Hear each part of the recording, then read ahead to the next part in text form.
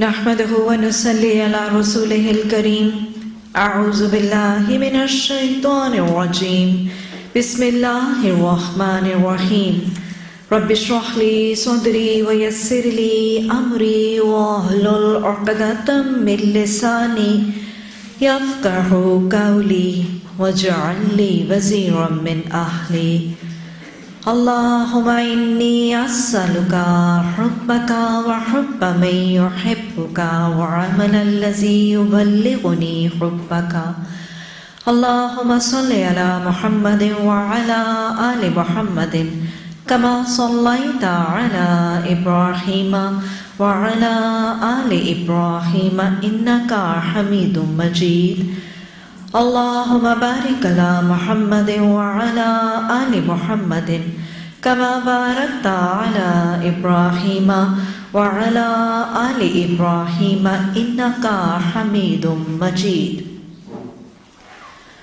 شرح کتاب العلم باب 36 باب ارشاد الہی تمہیں تھوڑا سا ہی علم دیا گیا ہے.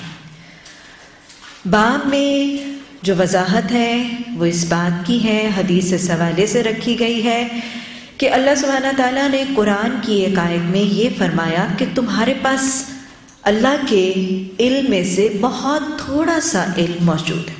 اللہ علیم ہے اور وہ علیم مبالغت کی حد تک، ابد سے ازل تک، خود سے خود بغیر کسی پر انحصار کیے اپنے علم کا ادراک کرنے والا ہے.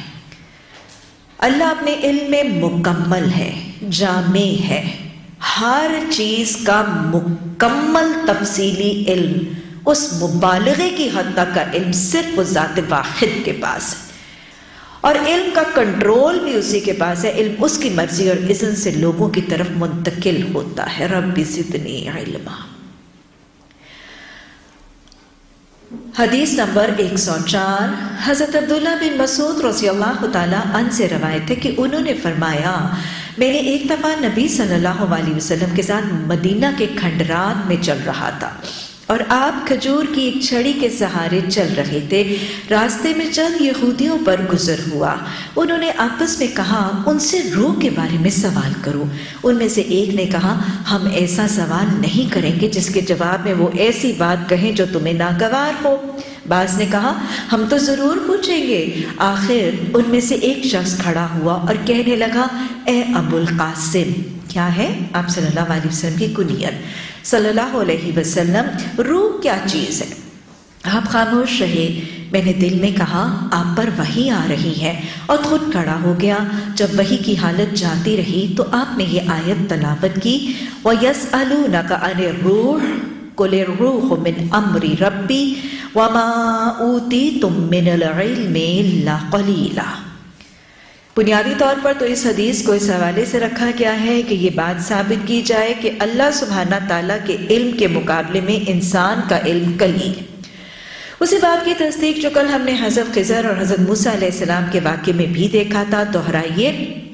جب اس چڑے نے اس دریا میں چونچ ڈال کر پانی پیا تھا تو حضرت خضر نے حضرت موسیٰ علیہ السلام سے مخاطب ہو کر فرمایا تھا موسیٰ میرے اور تمہارے علم کی مثال. اور یہ بھی حضرت خضر نے فرمایا تھا کہ میرے پاس جس چیز کا علم اللہ کی طرف سے وہ تمہارے پاس نہیں ہے اور تمہارے پاس جو علم ہے وہ میرے پاس نہیں ہے. گویا ان کے علوم کا شعبہ اور ان کے سفیز آف نالج بالکل الگ تھے. تو یہی حضرت خضر نے کہا کہ میرے اور تمہارے علم کو اگر ملا بھی لیا جائے تو اس کی مثال کیسی ہے؟ جیسے اس چڑے کے چونچ میں آنے والے پانی کی اس دریا کے پانی کے مقابلے میں ہے. تو اللہ سبحانہ تعالیٰ کے علم کی وسعت، اس بحر بے قرار کی وسعت کا احساس بھی ہوتا ہے اور انسان کو اپنی علمی کمی اور اللہ کے سامنے اپنی چھوٹا ہونا اور اس کی کبریائی کا احساس بھی ہوتا ہے.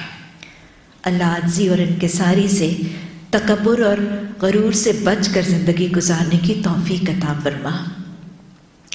یہ حدیث بنیادی طور پر ایک واقعہ سنا رہی ہے حیات طیبہ رسول اللہ صلی اللہ علیہ وسلم کی زندگی کا. مدینہ کا دور اور مدینہ کے دور کی ایک حالت جو ہے اس کی نشاندہی کی جا رہی ہے۔ حضرت عبداللہ بن مسعود رسول اللہ صلی اللہ علیہ وسلم کے ساتھ کسی سفر پر روانہ ہے اور اس میں ایک واقعہ پیش آیا۔ گویا صحابہ اکرام رسول اللہ صلی اللہ علیہ وسلم کے ساتھ سفر میں، حضر میں، دن میں، رات میں، صبح میں، شام میں، ہر وقت آپ صلی اللہ علیہ وسلم کی صحبت میں رہنا پسند فرماتے تھے۔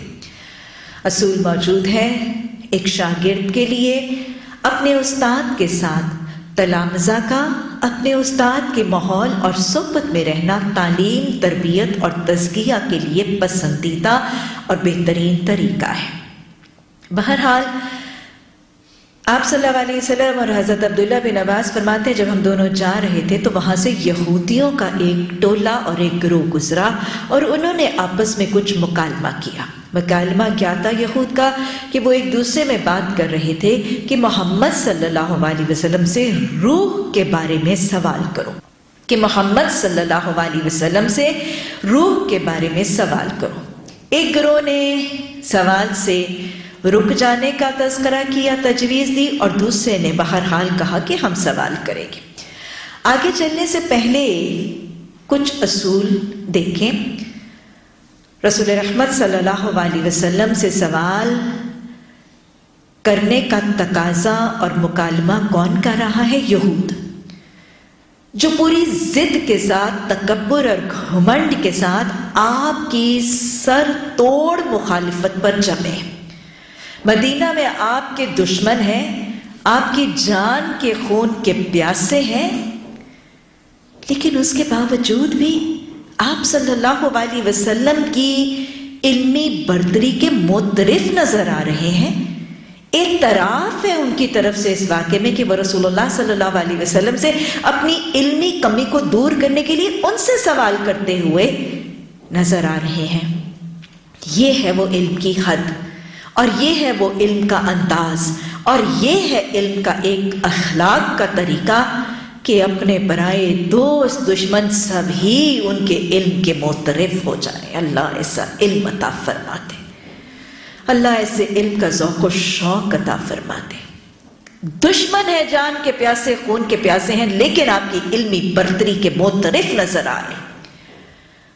یہ آپ کے اخلاق ہیں، یہ آپ کے احسن رویے ہیں، یہ آپ کے بہترین معاملات ہیں اور درگزر کرنے کا طریقہ ہے۔ ایک اور سنت رسول اللہ صلی اللہ علیہ وسلم کی سیرت کا پہلو نظر آتا ہے کہ آپ کی سیرت اور آپ کے ذہنی اور آپ کے مزاج کے اندر کتنی کشادگی ہے، کتنی وسعت نظر ہے۔ تنگ دلی کا دور دور تک کوئی گمان اور شائبہ نظر نہیں آتا، کوئی دل کی تنگی نہیں، کوئی نگاہوں کی تنگی نہیں، نگاہوں میں وسعت ہے، دلوں میں کشادگی ہے، شح نفس کا دور دور تک شائبہ نہیں۔ اس انداز میں دعوت دینا ایک عالم دین کا طریقہ ہے۔ انہوں نے سوال کیا اور آپ نے جواب بھی دیا۔ یہ اعلیٰ ظرفی ایک معلم کے لیے بہترین سنت اور نمونہ ہے۔ گویا ایک دین کے عالم کو، ایک صاحب علم کو تبلیغ، تعلیم، ارشاد، تدریس اور علم کو پہنچانے کا معاملہ صرف اپنوں کو نہیں، پرایوں کو بھی کرنا ہے، دوستوں کو نہیں، دشمنوں کو بھی کرنا ہے، مسلمانوں ہی کو نہیں، غیر مسلموں کو بھی کرنا ہے، بڑوں کو، چھوٹوں کو، اپنوں کو، پرایوں کو، دشمنوں کو، دوستوں کو، غیروں کو، پرایوں کو، مسلمانوں، نان مسلمان، سب کو دین کی دعوت کھلے ہاتھ اور کھلے دل و دماغ سے پہنچانی۔ پھر ایک اور رویہ دیکھیں۔ یہود نے جس وقت سوال کیا، اب سفر کی حالت میں ہے، لیکن سفر کی حالت میں ہونے کے باوجود گھر میں نہیں ہے، مسجد نبوی میں نہیں بیٹھے ہوئے، کوئی درس کی محفل، کوئی خطاب کا سلسلہ جاری نہیں ہے، کوئی باقاعدہ تعلیمی نشست نہیں ہے۔ سرے راہ گزرتے وقت پرائیوں نے، دشمنوں نے سوال کیا، آپ نے اس کا بھی جواب دیا۔ اصول کیا ہے؟ جب کوئی دین کا مسئلہ پوچھے، جب کوئی علم سیکھنے کی خواہش کا اظہار کرے تو اس میں سستی نہیں کرنی، کیلو کال نہیں کرنی، یہ ٹال مٹول نہیں کرنی، یہ کہنا کہ اب نہیں دوں گی، بعد میں جواب دے دوں گی، ابھی کیوں پوچھا ہے، میں کوئی درس کی محفل میں تو نہیں ہوں، ابھی ماحول تو نہیں ہے، ابھی محفل تو نہیں ہے، ابھی خطبہ تو نہیں دیا جا رہا، ابھی کوئی نشست تو نہیں ہے، بعد میں آنا پھر آنا۔ یہ عالم کا طریقہ نہیں ہے۔ جب جہاں جس وقت جو پوچھا گئے، اگر وہ علم ہو تو اس کو لوگوں تک پہنچانا ہے، اور علم کو لوگوں تک منتقل کرنے کی کوشش، فکر، سعی اور دعا بھی کرنی ہے۔ پھر ایک اور بات پتہ چل رہی ہے، سوال اس وجہ سے نہ پوچھنا کہ جواب ناپسندیدہ ملے گا۔ یہود میں سے ایک گروہ نے کیا کہا تھا کہ ہم سوال اس نہیں کرتے، ہم سوال اس لیے نہیں کریں گے روح کے بارے میں کہ کہیں ایسا نہ ہو کہ آپ روح کے بارے میں وہ جواب دیتے ہیں جو شاید ہمیں پسند نہ ہو، ہمیں قابل قبول نہ ہو، ہمیں اچھا نہ لگے۔ ناپسندیدہ، بھاری، مشکل جواب کے ملنے کے خوف سے سوال نہ کرنا یہ پسندیدہ نہیں ہے۔ یہ مغضوب قوم کا، یہود کا رویہ ہے۔ اگر محض سوال پوچھنے سے کنی اس لیے کترا گئی اور اس لیے ہچکچا گئے کہ میں نے پوچھا، تو جواب میں ایک مشکل حکم پتہ چل جائے گا، ایک مشکل عمل کرنا پڑ جائے گا، اور اس مشکل عمل کے جاننے کے بجائے لا علمی کو ترجیح دینا یہ مغضوب قوم کا رویہ ہے۔ یہ امت رسول صلی اللہ علیہ وسلم کو اس اجتناب اور پرہیز کرنا ہے۔ ایک اور بات پتہ چلتی ہے کہ جب سوال ذہن میں آ جائے تو تسکین تبھی ہوتی ہے جب اس کا جواب ملے۔ کیا خیال ایسا نہیں ہوتا؟ ایک صاحب علم سے محبت رکھنے والے کے ذہن میں جب ایک سوال آ جاتا ہے تو اس کو تسکین تبھی ہوتی ہے جب جواب مل جائے۔ جب جواب ملتا ہے، علم آ جاتا ہے، تب ہی علم کی کمی کی تسکین ہوتی ہے۔ گویا علم کا پانی ہی سوال اور لا علمی کی پیاس بجھانے کا ذریعہ بنتا ہے۔ علم کے پانی سے جب سیراب کریں، جواب کیا ہے؟ علم کا دینا، علم کا پہنچانا۔ تو علم کا پانی ہی لا علمی اور سوالات کی پیاس کو بجھانے کا ذریعہ بنتا ہے۔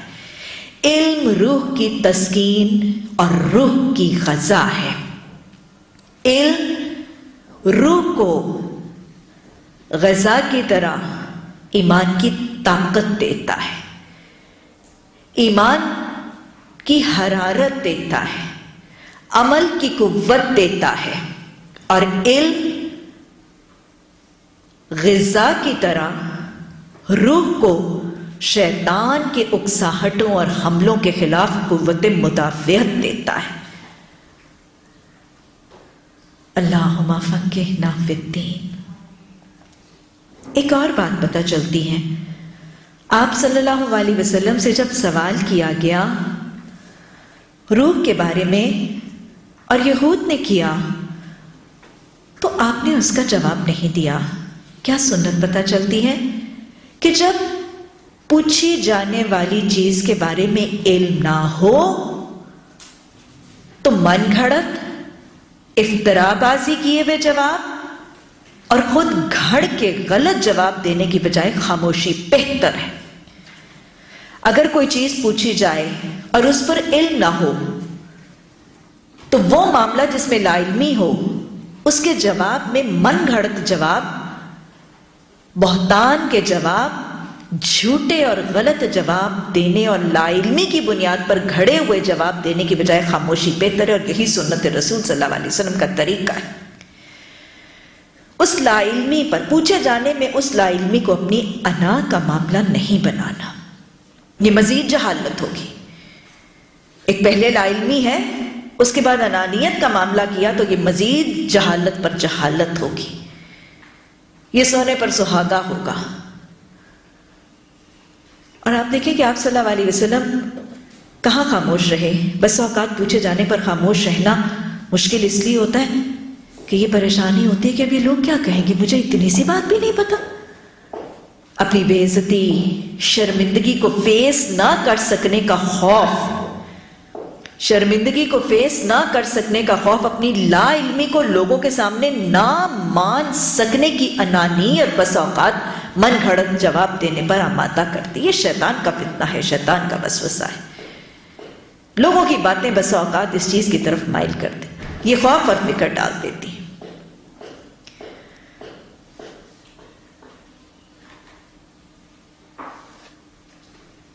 لیکن آپ اگر دیکھیں تو رسول اللہ صلی اللہ علیہ وسلم سے یہ سوال کس نے کیا؟ یہود، جو آپ کے مخالف بھی ہیں، جو آپ کے دشمن بھی ہیں، اور یہاں پر تنقید اور مخالفت اور تضحیک کا امکان بہت زیادہ تھا کہ یہود تو پہلے موقع ڈھونڈ رہے ہوتے تھے۔ مشرکین مکہ یہود سے سوال سیکھ کے آپ کو کارنر کرنے کے لیے سوال کر کے آپ کو کارنر کرتے تھے۔ سورہ یوسف میں آپ سے سوال کیے گئے، سورہ کہف میں آپ سے سوال کیے گئے، اور ایسے سوال کیے گئے کیونکہ ان کو پتا تھا کہ آپ کتاب نہیں پڑھے ہوئے، آپ امی ہیں، ہم آپ سے ایسے سوال کریں گے، آپ جواب دے نہیں پائیں گے تو آپ کی نبوت کی نعوذ باللہ قلی کھل جائے گی۔ وہ تو آپ صلی اللہ علیہ وسلم کی نبوت کی صداقت کو جھوٹا ثابت کرنے کے لیے فل ٹائم پروپیگنڈا کر رہے تھے، انہیں تو موقع چاہیے۔ ایسے مخالفین حق کے خلاف جہاں سے اتنی تنقید، اتنی تضحیک اور اتنے بڑے پروپیگنڈے کا امکان تھا آپ کی خاموشی پر، آپ پھر بھی خاموش رہے۔ جب علم نہ ہو تو خود سے خود اختراع کر کے جواب دینا نہایت ناپسندیدہ ہے۔ اللہ سبحانہ تعالیٰ نے فرمایا ہے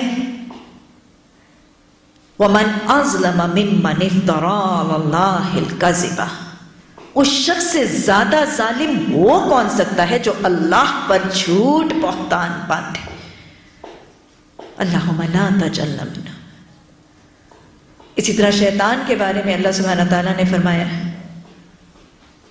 وَلَا تَتَّبِعُوا خُطُوَاتِ الشَّيْطَانِ إِنَّهُ لَكُمْ عَدُوٌّ مُّبِينٌ انما یأمرکم بالفحشاء والمنکر وان تقولوا علی اللہ ما لا تعلمون، یہ شیطان جو تمہارا دشمن ہے یہ تم سے وہ باتیں اللہ کے ساتھ منسوب کر کے کہلواتا ہے جو تم جانتے نہیں ہو۔ یہ شیطان ہے جو تمہارے دلوں میں اپنی علمی برتری اور اس کی ساکھ بٹھانے کے لیے تمہاری زبان سے وہ باتیں کہلوائے گا جو اللہ سبحانہ تعالیٰ نے نہیں کی۔ ان تقولوا علی اللہ ما لا تعلمون، یہ شیطان تم سے کرواتا ہے۔ تو لہٰذا یہ شیطان کے بہکاووں میں آ کر اپنی علمی تکبر کو ثابت کرنے کے لیے، اپنی علمی تفاخر کے معاملے کے لیے، اپنی انانیت کا معاملہ بنانے کے لیے اللہ سبحانہ تعالیٰ کے قرآن اور حدیث کے علم میں جہاں لا علمی ہو خود ساختہ جواب دینا انتہائی ناپسندیدہ ہے۔ بڑے سے بڑے عالم کو اس سے اجتناب کرنا ہے۔ امام ابو حنیفہ سے جب کسی چیز کے بارے میں سوال کیا جاتا تھا اور وہ نہیں جانتے تو بڑے آرام سے کہتے تھے لا ادری۔ اگر امام ابو حنیفہ لا ادری کہہ سکتے تھے تو میرے اور آپ کے لیے بہت بڑا نمونہ ہے۔ اللہ ہمارے علم میں اور علوم میں اضافہ بھی فرمائے، لیکن اللہ ہمیں عاجزی اور انکساری سے، ضد اور ڈٹائی سے بچ کر تکبر اور گھمنڈ کی آڑ میں آ کر کہیں خود سے خود اختراع بازی کرنے سے بچنے کی توفیق عطا فرمائے۔ آپ صلی اللہ علیہ وسلم کو اس چیز کا علم نہیں تھا، آپ کو یہ علم وحی کے ذریعے منتقل کیا گیا۔ راوی کہتے ہیں کہ آپ کچھ دیر کے لیے خاموش ہوئے، آپ کا یہ ہمیشہ طریقہ، آپ کو جس چیز کا علم تھا آپ اس کا جواب دیتے تھے، اور جب علم نہیں ہوتا تھا تو آپ خاموش رہتے تھے۔ وحی کے بعد آپ اس بات کا جواب دیا کرتے تھے۔ یہی معاملہ یہاں پر ہوا، آپ صلی اللہ علیہ وسلم پر وحی کی کیفیت اور پھر آپ کی زبان مبارک پر وحی جاری ہوئی۔ دوسری بات یہ بھی سمجھ میں آ رہی ہے کہ یہ وجوہات میں سے ایک وجہ ہے جس کی وجہ سے قرآن آہستہ آہستہ 23 سال کے پیریڈ میں نازل ہوا۔ بہت سی اور مختلف وجوہات بھی موجود ہیں، کیونکہ وحی کی کیفیت آپ صلی اللہ علیہ وسلم کے لیے بڑی بھاری ہوتی تھی۔ وحی کی کیفیت کے بوجھ کی آسانی کے لیے، کتابت اور حفظ کی آسانی کے لیے، تربیت اور تعلیم کی آسانی کے لیے قرآن کو آہستہ آہستہ نازل کیا گیا۔ لیکن یہ وجوہات میں سے ایک وجہ یہ بھی تھی، مختلف موقعوں پر آپ صلی اللہ علیہ وسلم سے سوالات ہوتے، کبھی یہود کرتے ہیں، کبھی مشرکین کرتے ہیں، کبھی مسلمان کرتے ہیں، کبھی کوئی ایک صحابی آ کے ایک سچویشن ایکسپلین کرتے ہیں۔ تو لہٰذا ان حیات طیبہ کے دوران ان سوالات کے جوابات کے لیے وہی 23 سال کے پیریڈ میں رفتہ رفتہ نازل ہوتی رہی۔ اس کے بعد یہ جواب وحی کے ذریعے رسول اللہ صلی اللہ علیہ وسلم کو دیا گیا۔ آپ صلی اللہ علیہ وسلم کی زبان مبارک سے اس کا جواب آیت ہی کی شکل میں جاری ہوا۔ گویا دین کے معاملات میں کیے جانے والے سوالوں کا جواب قرآن اور حدیث کے حوالے ہی کے ساتھ ہوگا، کیونکہ قرآن خود کہتا ہے ہاتھو برہانکم ان کنتم صادقین، اپنی دلیل لاؤ اگر تم سچے ہو۔ جواب سچائی کے ساتھ بھی دیا جانا ہے اور جواب میں سچی دلیل ہونی لازم ہے، اور یہ سچی دلیل قرآن کی آیات اور حدیث مبارکہ ہے یا سنت قائمہ ہے۔ اللہ ہمیں ان سبھی علوم سے نواز دے اور اللہ ان سبھی علوم کا حفظ بھی عطا فرما دے۔ آپ صلی اللہ علیہ وسلم نے روح کے حوالے سے اس آیت کے ذریعے جواب دیا۔ قرآن میں جہاں پر بھی روح کے لفظ استعمال ہوتے ہیں وہ 3 معانی کے طور پر استعمال کیے گئے۔ روح کا ایک مطلب انسان کے جسم کی روح، انسانوں، جانوروں، حیوانات، چرند پرند کے جسم کی ارواح، جن کی وجہ سے ان کی زندگی اور حیات کے اثرات جاری رہتے ہیں۔ اور یہ روح 2 قسموں کی ہے، اس کی حیوانی روح اور نفسانی روح۔ یہ انسان کے یا ذی روح مخلوق، زندہ حیات مخلوق کہ جسم کے اندر جو اس کی زندگی کے اثرات جس وجہ سے ہیں، وہ روح جو ہے جس کو ہم اسپرٹ کہتے ہیں، اس کو روح کہا جاتا ہے۔ جب تک یہ جسم میں ہے تب تک زندگی ہے، اور جب یہ روح نکال لی جاتی ہے پوری کی پوری نیند کی حالت میں، اس میں سے ایک روح نکالی جاتی ہے، ایک جسم کے اندر رہتی ہے، کیونکہ نیند موت کی بہن ہے، اور موت کی حالت میں یہ دونوں روحیں جسم سے کھینچ کے نکال لی جاتی ہیں۔ نیکوکار کی کیسے نکلتی ہے، گناہگار کی کیسے نکلتی ہے، حدیث ذہنوں میں دہرا لیجیے۔ روح کا دوسرا مطلب روح الامین ہے، حضرت جبریل امین۔ روح الامین یا حضرت جبریل امین۔ اور روح کا تیسرا مطلب جو قرآن میں جب یہ لفظ استعمال ہوتا ہے تو تیسرا مطلب اس کا وحی الہی۔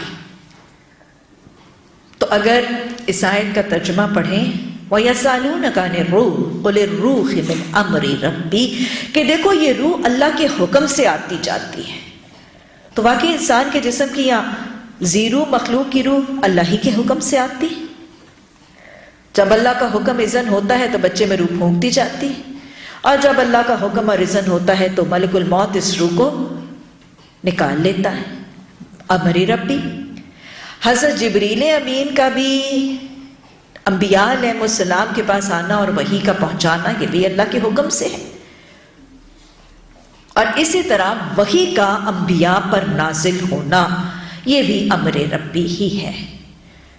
تو لہٰذا یہود نے جب یہ سوال کیا رسول اللہ صلی اللہ علیہ وسلم سے تو ان میں سے ایک گروہ کترا بھی اسی لیے گیا تھا کہ آپ صلی اللہ علیہ وسلم اس وحی کی حقیقت اور اپنی نبوت کا اظہار کریں گے اور یہ پھر ہمیں ناگوار ہوگا۔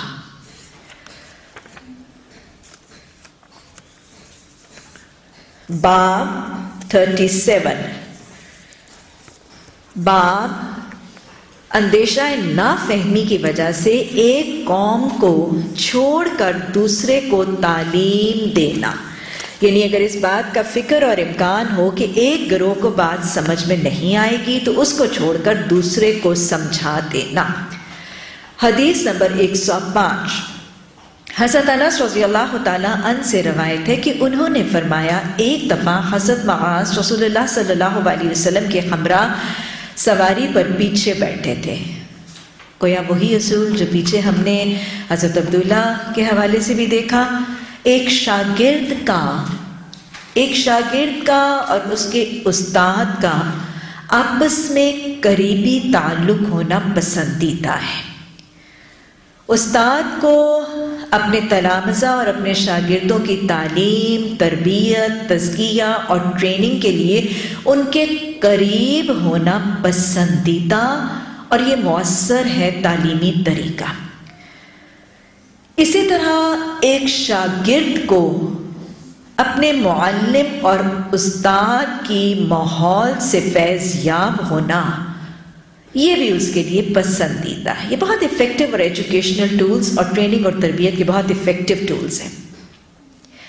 آپ صلی اللہ علیہ وسلم نے فرمایا اے معاذ، تو آپ صلی اللہ علیہ وسلم نے عرض کیا، آپ صلی اللہ علیہ وسلم نے جب پکارا یا معاذ، تو انہوں نے عرض کیا یا رسول اللہ صلی اللہ علیہ وسلم سعادت مندی کے ساتھ حاضر ہوں۔ لبیک یا رسول اللہ، رسول اللہ صلی اللہ علیہ وسلم میں حاضر ہوں، وسعدیک، اور سعادت مندی میں آپ کی۔ گویا اصول کیا ہے کہ جب استاد پکارے، معلم پکارے، تو ادب اور احترام کے ساتھ پیش آنا ہے۔ استاد کا ادب اور احترام کرنا، استاد کے آگے عاجزی اور انکساری کا مظاہرہ کرنا، استاد کی اطاعت اور فرما برداری کرنا، یہ تمام چیزوں کا اصول مل رہا ہے۔ اور استاد کے پکارنے یا استاد کے بلانے کو اپنے لیے باعث سعادت سمجھنا، اور استاد کے پکارنے پر لبیک کہنا، حاضری کی گواہی دینا اور حاضر ہو جانا۔ استاد کے پکارنے پر سستی، کاہلی، کمی کا مظاہرہ کرنے سے پرہیز کرنا۔ استاد پکارے تو دوڑے چلے آنا، استاد پکارے، معلم پکارے تو اس پکارنے کو اپنی خوش نصیبی، خوش بختی اور سعادت تسلیم کرنا۔ یہ سبق پڑھ لیجئے اور اس سبق کو یاد رکھیے۔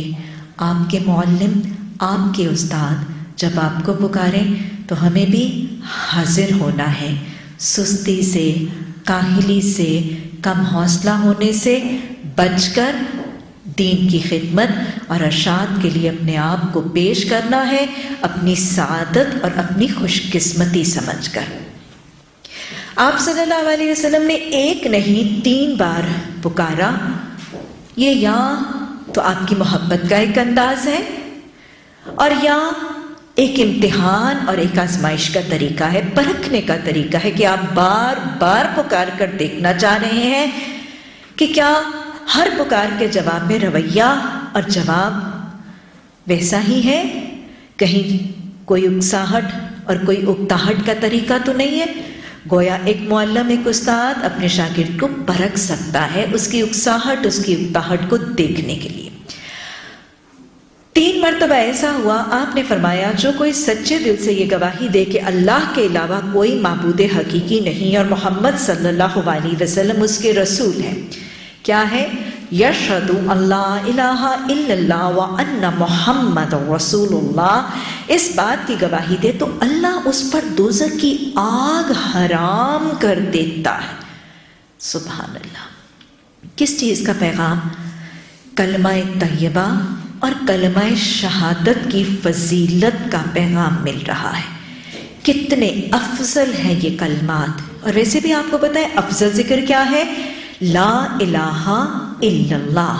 افضل ذکر لا الہ الا اللہ۔ اس افضل ذکر اور ان 2 شہادتوں، 2 شہادتیں کون سی ہیں؟ کہ اللہ کے علاوہ کوئی معبود نہیں اور محمد صلی اللہ علیہ وسلم اللہ کے بندے اور رسول ہیں۔ ان 2 شہادتوں کی کتنی بڑی فضیلت ہے کہ اس پہ آپ صلی اللہ علیہ وسلم نے یہ فرما دیا کہ اس پر جہنم کی آگ حرام کر دی جائے گی۔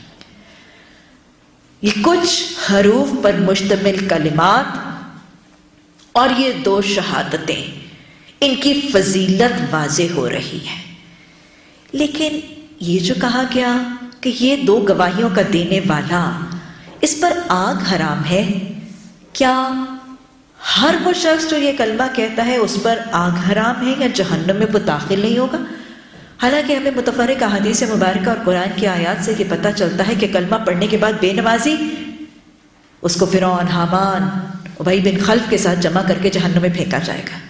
سود خوروں کو جہنم میں، واصل و جہنم۔ کل ہم نے کتنی احادیث مبارکہ پڑھی۔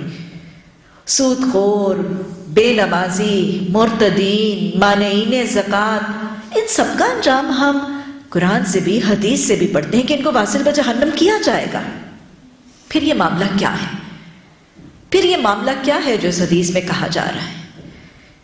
اس کی شرح میں ایک بات تو یہ بتائی جاتی ہے کہ یہ گواہی، یہ 2 گواہیاں، شاہدین، یہ 2 گواہیاں صرف زبان سے نہیں، یہ دو گواہیاں جب کوئی زبان سے دینے کے بعد اپنے عمل کے ساتھ بھی یہ گواہی دے گا کہ وہ اطاعت اللہ کی کرتا ہے اور محمد صلی اللہ علیہ وسلم کی اطاعت کرتا ہے، یہ دو گواہیاں جو قول اور فعل کی گواہی ہے، زبان سے صرف کہنے نہیں ہیں یہ کچھ حروفی کلمات، بلکہ دل و نگاہ جس کی مسلم ہو جائے گی، جو اپنے اخلاق سے، اپنے معاملات سے، اپنی ڈیلنگ سے، اپنے رویوں سے، اپنی عبادات سے یہ جو گواہی دے کہ میرے اخلاق، میرے معاملات، میرے ڈیلنگز، میرے رویے اور میری عبادات واقعی اللہ اور اللہ کے رسول صلی اللہ علیہ وسلم کی اطاعت کی گواہی دیتی ہیں، تو ایسے شخص کے لیے جہنم حرام ہوگی۔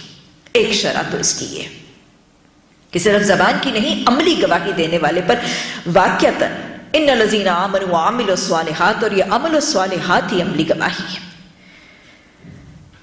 دوسرا مطلب جو کچھ احادیث، کچھ اس حدیث کی شرح میں بیان کیا گیا وہ یہ کہ وہ شخص جو یہ دو گواہیاں دے گا اس پر ابدی طور پر جہنم میں رہنا حرام کر دیا جائے، خلود فی النار خالدین فیہا، ہمیشگی سے جہنم میں رہنا ان کے لیے حرام کر دیا جائے گا۔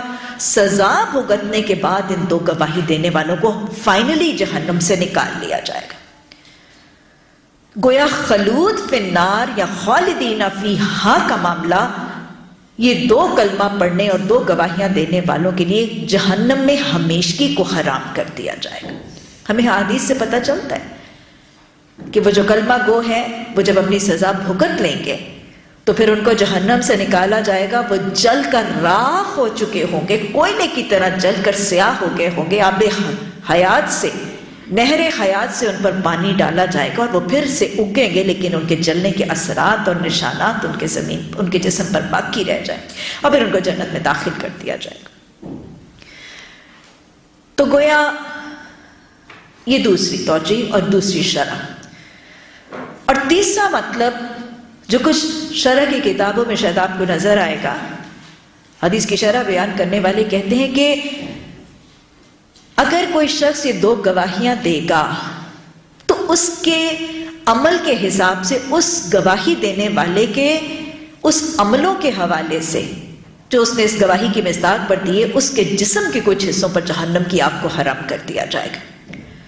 اس نے یہ دو گواہیاں دیں اور یہ دو گواہیوں دینے کے بعد جو عمل کچھ ایسے کرے گا تو ان اعمال کی بنیاد پر اس کے جسم کے کچھ حصوں پر جہنم کی آگ حرام کر دی جائے گی۔ مثلا ایک طویل حدیث ہے بخاری شریف، آگے جا کے ہم پڑھیں گے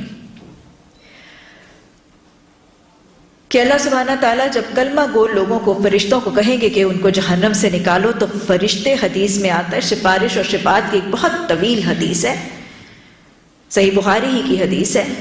تو اللہ سبحانہ تعالیٰ جب کلمہ گو لوگوں کو الٹیمیٹلی یہ حکم دیں گے فرشتوں کو کہ ان کو نکالا جائے، تو فرشتے ان جہنمیوں کو ان کے سجدے کے اعضاء سے پہچان کر جہنم سے نکال لیں گے، کیونکہ جہنم کی آگ کو سجدے کے اعضاء پر حرام کر دیا گیا ہوگا۔ جہنم کی آگ سجدے کے اعضاء، حدیث کے الفاظ ہیں مجھے 7 اعضاء پر سجدہ کرنے کا حکم دیا گیا ہے۔ پہلا آپ نے فرمایا پیشانی، اور پیشانی کے ساتھ آپ نے زبان سے تو نہیں لیکن آپ نے ہاتھ کے اشارے سے ناک کی طرف اشارہ کیا۔ پیشانی اور انگلی کا اشارہ ناک کی طرف بھی تھا، دونوں ہاتھ، دونوں گھٹنے اور دونوں پاؤں۔ تو گویا کہ 7 اعضاء ہیں جن پر سجدہ کرنے کا آپ کو حکم دیا گیا تھا، اور سجدہ کرنے والوں کے یہ 7 اعضاء پر جہنم کی آگ حرام کر دی گئی۔ اسی طرح ایک اور حدیث کے الفاظ آتے ہیں تقوی اور خوف خدا سے رونے والے کے لیے۔ آپ صلی اللہ علیہ وسلم نے فرمایا کہ وہ شخص جس کے چہروں کو خوف خدا سے بہنے والے آنسو چھو جائیں، وہ شخص جس کے چہرے کو خوف خدا سے بہنے والے آنسو چھو جائیں، چاہے وہ مکھی کے سر کے برابر بھی کیوں نہ ہو، اس چہرے پر جہنم کی آگ حرام ہے، اس چہرے پر جہنم کی آگ حرام ہے۔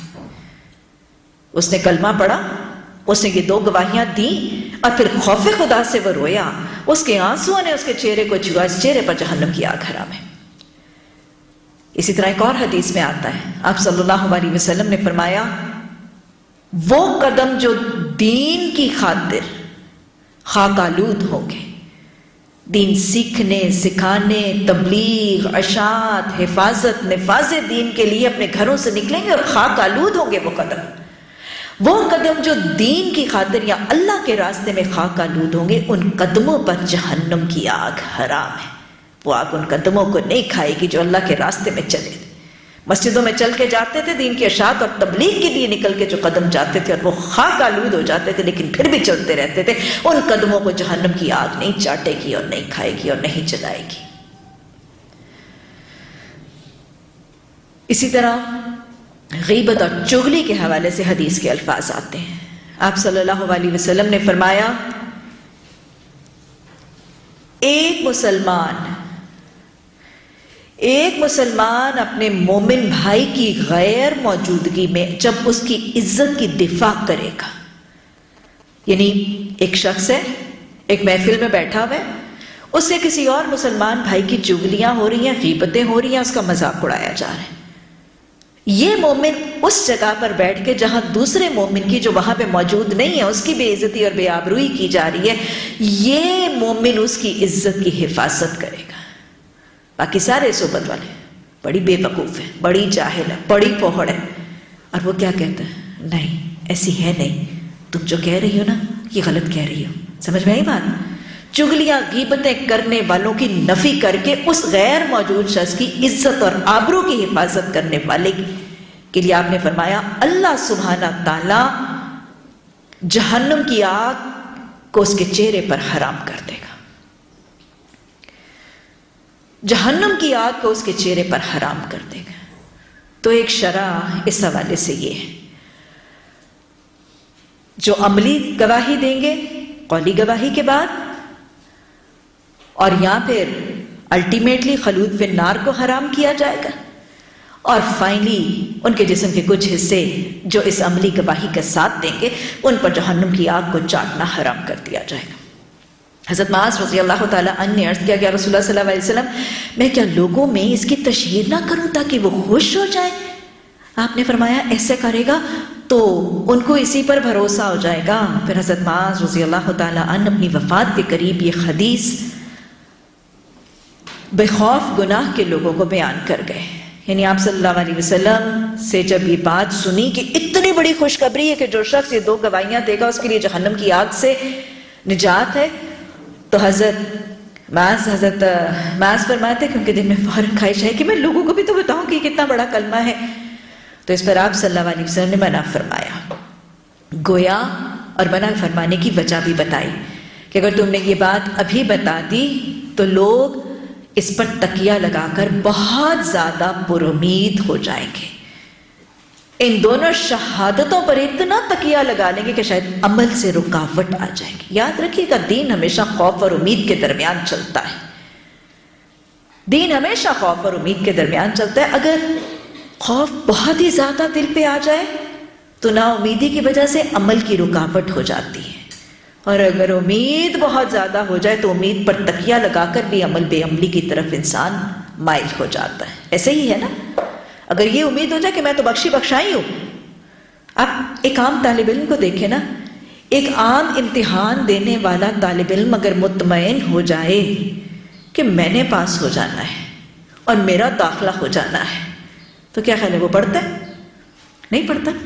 پرچہ میری بہن نے مجھے پہلے ہی بتا دینا ہے، سہیلی میری نے چیٹنگ مجھے ویسے ہی کروا دینی ہے، ابا نے بھاگ دوڑ کے نمبر ویسے ہی لگوا دینے ہیں، چاچو میرے بہت بڑے ہیں انہوں نے داخلہ مجھے ویسے ہی میڈیکل کالج میں دلوا دینا ہے۔ کیا خیال ہے پڑھتا ہے؟ نہیں نا، یہی معاملہ ہے۔ تو لہٰذا جب امید بہت زیادہ ہو جائے، آخرت میں بخشش اور نجات کی امید بہت زیادہ ہو جائے، تو بھی انسان بدعملی کی طرف یا بے عملی کی طرف مائل ہوتا ہے۔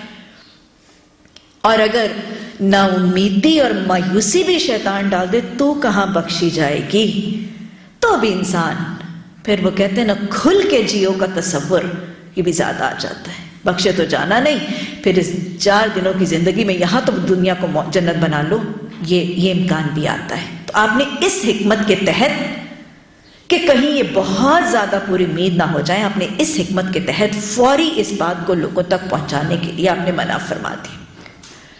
گویا ایک اصول تعلیم میں، تبلیغ میں قرآن اور حدیث کے احکامات کو جہاں چھپانا نہیں، من گھڑت بتانے نہیں، وہاں حکمت کے تحت بسا اوقات کچھ باتوں کو بتانے میں مؤخر کیا جا سکتا ہے۔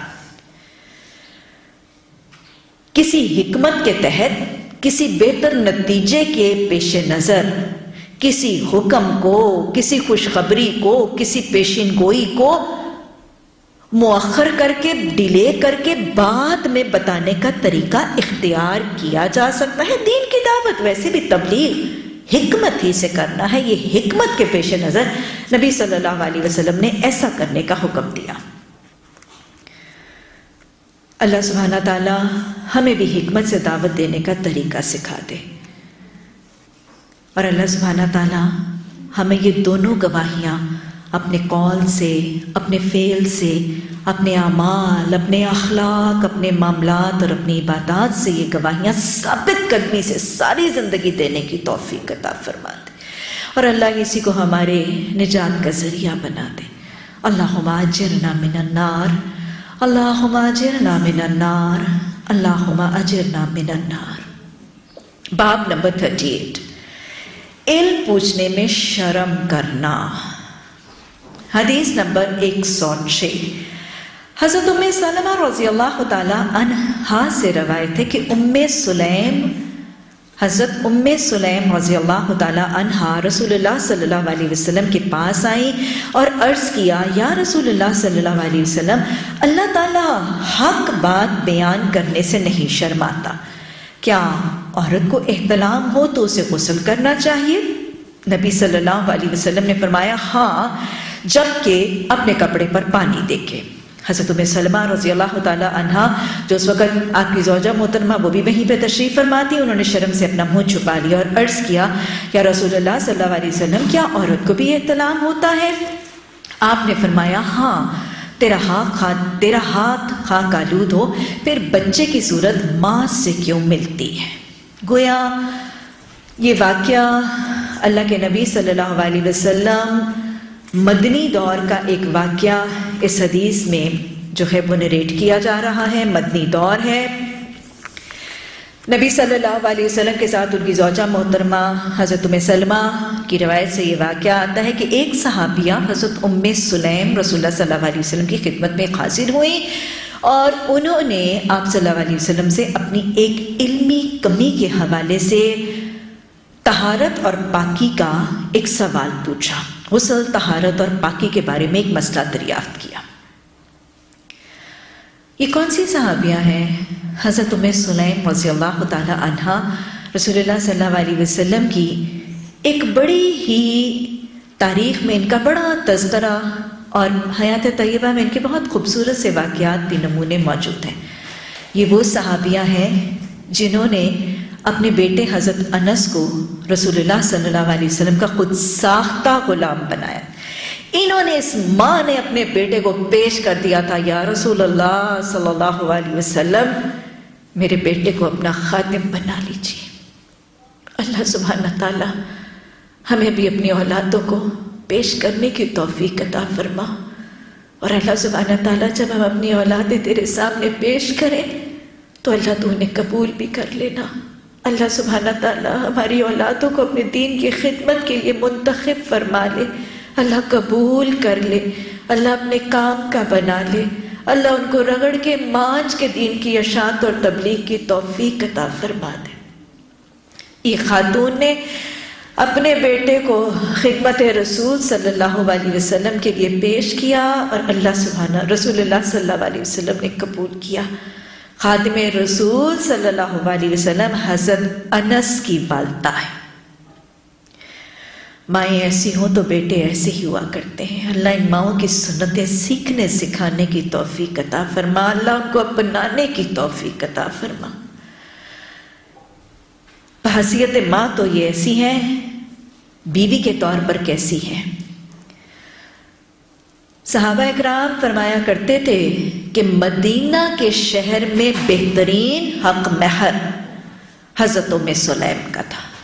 حضرت ام سلیم رضی اللہ تعالی عنہا سے بہتر حق مہر کسی خاتون نے مدینہ نے نہیں دیا. کیا تھا حق مہر؟ پچھلے شوہر سے بیوہ ہوئی، عدت سے فارغ ہوئی، تو ایک صحابی حضرت ابو طلحہ خود کہتے ہیں کہ میرے دل میں خواہش آئی. حضرت ابو طلحہ کہتے ہیں جوان بھی تھی، خوبصورت بھی تھی اور مالدار بھی تھی اور نیک سیرت بھی تھی. نیک سیرت تھی تبھی تو ایمان اور اسلام کی توفیق ملی تھی نا، سلیم فطرت تھی. حضرت ابو طلحہ کہتے ہیں کہ میں ان کے پاس آیا اور ان کو نکاح کا پیغام دیا. حضرت ام سلیم اس وقت تک مسلمان تھی اور حضرت ابو طلحہ اسلام کے نعمت سے محروم تھے. ام سلیم کو جب نکاح کا پیغام حضرت ابو طلحہ کی طرف سے ملا، انہوں نے صاف انکار کر دیا. وَلَا تُنْكِحُ الْمُشْرِكِينَ حَتَّى يُؤْمِنْ، تم مشرک مردوں سے اپنی عورتوں کا نکاح نہ کرواؤ جب تک وہ ایمان نہ لے آئے. وَلَا عَبْدٌ مُؤْمِنٌ خَيْرٌ مِّن مُشْرِكٍ، ایک تو مسلمان غلام جو ہے وہ بھی ایک آزاد مشرک سے بہتر ہے. وَلَوْ أَعْجَبَكُمْ، چاہے تمہیں اچھا بھی لگے. أُولَٰئِكَ يَدْعُونَ إِلَى النَّارِ، وہ تو تمہیں آگ کی طرف بلاتے ہیں. وَاللَّهُ يَدْعُو إِلَى الْمَغْفِرَةِ، اللہ تمہیں بخشش کی طرف بلاتا ہے. یہ آیات پڑھ چکی تھی لیکن انکار کر دیا نکاح پر، اور ساتھ اپنے پیغام نکاح کو قبول کرنے کی وجہ بھی بتا دی کہ ابو طلحہ میں آپ کے ساتھ کیسے نکاح کرتی ہوں، میں مسلمان ہوں، آپ کافر ہیں، ہمارا نکاح نہیں ہو سکتا. ابو طلحہ کی آنکھوں میں حسن اور سب سما گیا تھا. انہوں نے فوراً یہ پیشکش کی کہ اگر میں اسلام قبول کر لوں تو کیا تم مجھ سے نکاح کر لو گی؟ اگر میں اسلام قبول کر لوں تو کیا تم مجھ سے نکاح کر لو گی؟ اس پر صحابہ کہتے ہیں کہ حضرت ام سلیم نے کہا کہ ہاں، اگر تم مجھے نکاح کے حق مہر میں قبول اسلام کا تحفہ دو گے تو میں تم سے نکاح کر لوں گی. گویا ان کا حق مہر ان کے شوہر حضرت ابو طلحہ کا قبول اسلام کا تحفہ ہو گیا. اللہ اسلام کے اس دین کی قدردانی کی ہمیں توفیق عطا فرما. اللہ ایک دوسرے کے ازواج اور اپنی اولادوں کے اسلام میں اضافے اور بڑھوتی کی بھی کوششیں کرنے کی توفیق عطا فرما. اللہ ان کوششوں میں برکتیں عطا فرما. اللہ ہمارے اسلام، ہمارے ایمان کی حفاظت عطا فرما. یہ وہ خاتون ہیں کہ جو بڑی صابرہ بھی ہیں. ان کا چھوٹا سا بچہ بیمار تھا. شوہر کسی فکر معاش یا کسی اپنی تجارت یا کسی دنیا کے کام سے گھر سے جا رہے ہیں، روانہ ہوئے تو چھوٹا سا بیمار بچہ حضرت ام سلیم کے پاس ہے. جاتے ہوئے شوہر کو روکا بھی نہیں، لیکن اس بیمار بچے کی حالت کچھ ایسی تھی کہ والد کے جانے کے بعد پیچھے سے وہ بچہ فوت ہو گیا.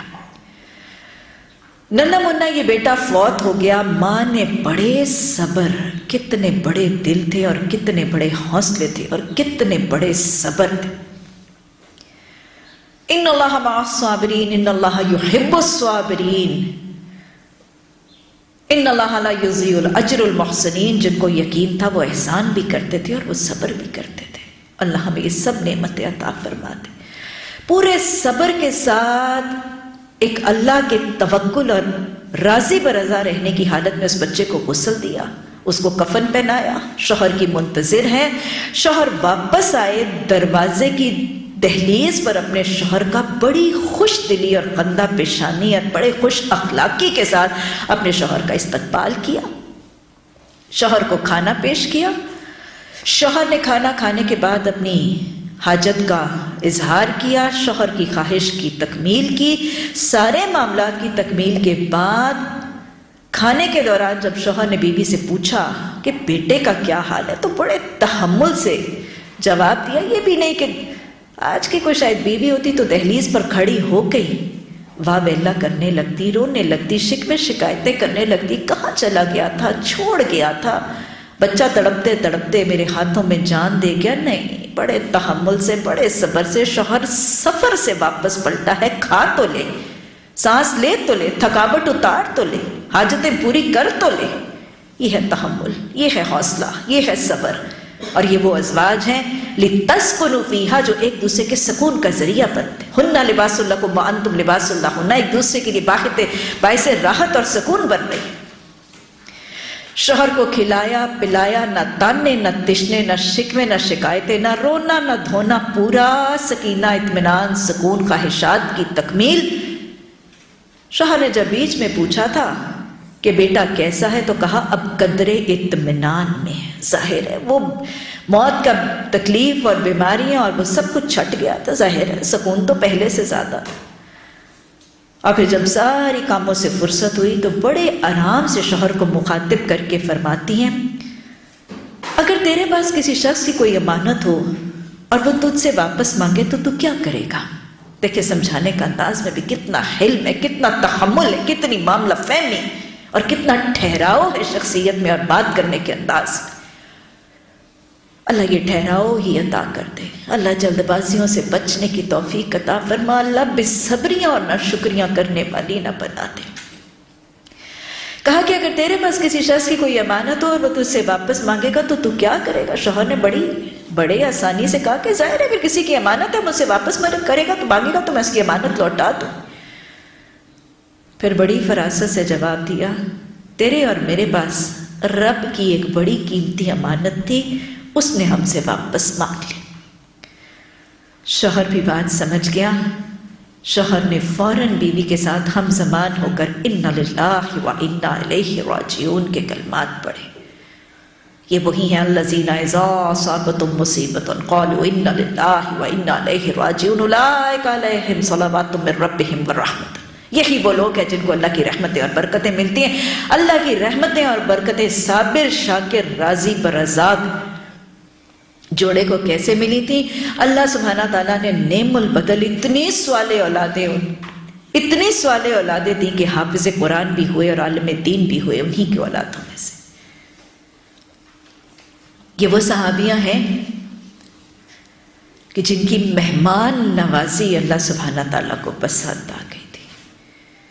قرآن کی آیات میں اللہ سبحانہ تعالیٰ نے اس جوڑے کی مہمان نوازی کی تعریف فرما دی تھی. یہ ہے وہ خاتون. آپ صلی اللہ علیہ وسلم کے پاس ایک مہمان تھا، خاتون خانہ. ازواج مطہرات سے پوچھا گیا گھر میں کھانا نہیں تھا. آپ صلی اللہ علیہ وسلم نے محفل میں اعلان فرمایا ہے کوئی جو آج میرے مہمان کو اپنا مہمان کر دے. اس دن ہم نے واقعہ پڑھا تھا، سائل تھا اللہ کے رسول صلی اللہ علیہ وسلم کا، وہ سوالی بن گیا حضرت عثمان کی درگاہ.